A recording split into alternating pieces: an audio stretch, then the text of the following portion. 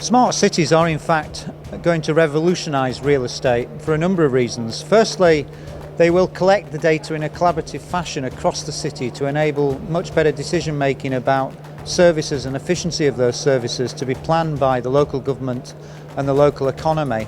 But probably more important than that, by assembling that data in a way that can be used, that can inform decision making in terms of design and construction and master planning of cities in the future. And then we come on to an interesting point about smart cities and the fact that people should be learning from each other more in terms of sharing knowledge about smart city developments.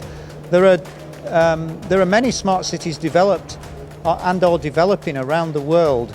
And one of the problems is that we're not sharing knowledge enough in terms of the development of those cities. And with the accumulation and aggregation of data regarding smart cities, it would help the world enormously and the development of future smart cities if we were able to assemble the data from the different markets in a way that could be consistently and comparably understood.